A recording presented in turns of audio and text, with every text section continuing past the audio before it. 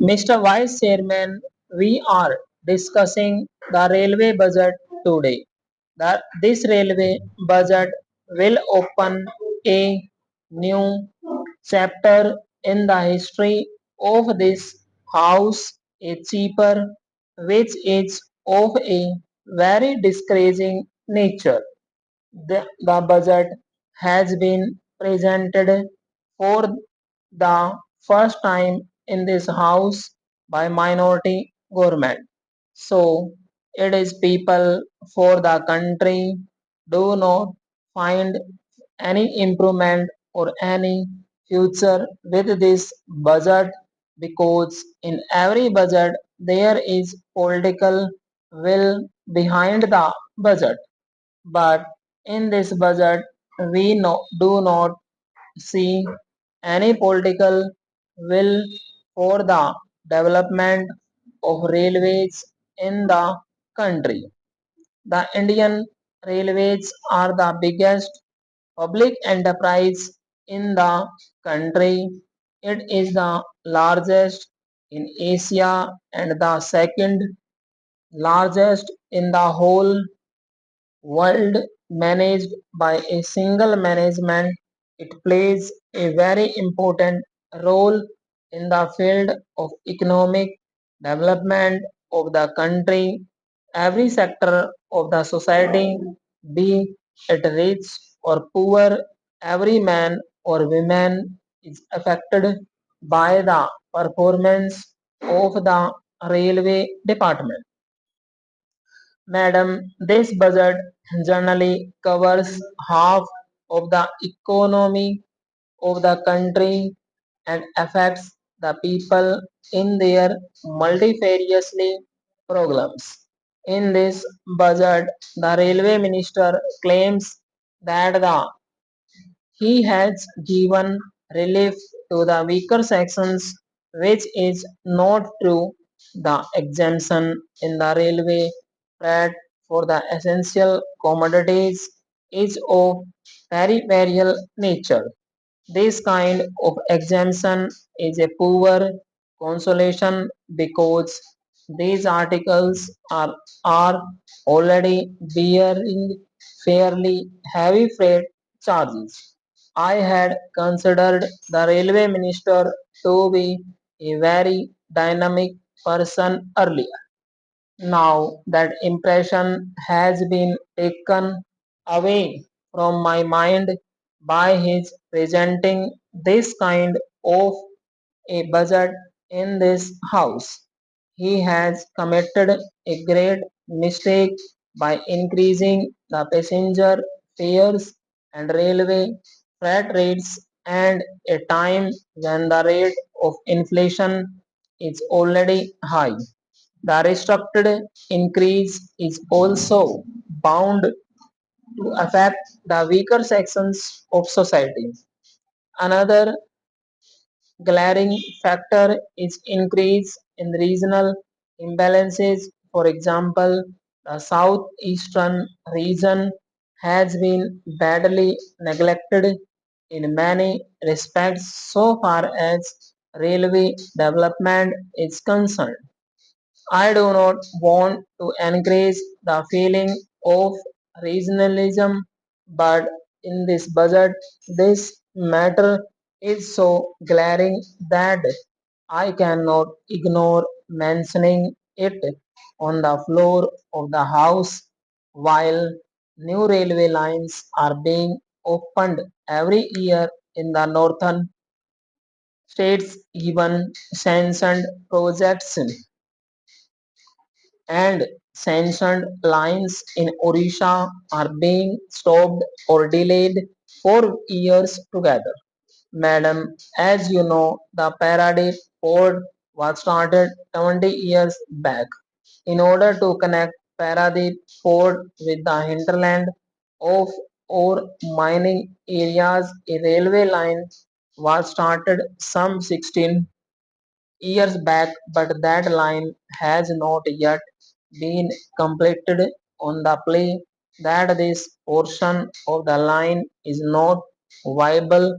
This line is meant for carrying iron ore from the mining areas to the Paradise port for export purposes. So far as the railway map of India is concerned, you kindly have a glance over the map of Odisha. You can easily imagine how Odisha was neglected before independence. Odisha had got two lines, fortunately or unfortunately. One is the coastal line. The Britishers wanted to connect Kolkata and Madras. So they had the coastal railway line in the western sector. The Britishers wanted to connect Bombay and Kolkata. So fortunately, some portion of the Bombay Kolkata line went through Odisha in the western sector. But apart from these two lines, nothing has been done. Madam, the Southeastern Railway headquarters is situated in Howrah. Howrah is a place which does not belong to the Southeastern Railway. The people of Orissa have been claiming and demanding since long to shift this headquarters from Horwa to Orissa because the major portion of the Southeastern Railway is in Orissa. But up till now, the government has not taken any steps to shift this headquarters to Orissa. Last year in the Odisha Assembly there was a unanimous resolution in the House to shift its headquarters from Kolkata to Bhubaneswar or Cuttack, but nobody has given any importance to this demand. In the last elections, we faced a lot of trouble. Of course, the government in Odisha now has promised to the people that it will fulfill this demand, a long standing demand which Odisha has been demanding for 40 years to shift this headquarters from Kolkata to Bhubaneswar. It is to be seen how the government of Odisha and government of India help in the shifting of the headquarters in Odisha. If you look to the present transport system of the railways from Delhi to Bhubaneswar, the state capital, there are two superfast trains. One is the Nil Nilsai Express and the other is Puri Express. They have been named superfast, but while the Puri Express takes 32 hours at a minimum from Delhi to Bhubaneswar, the Nilsahal Express takes 36 hours.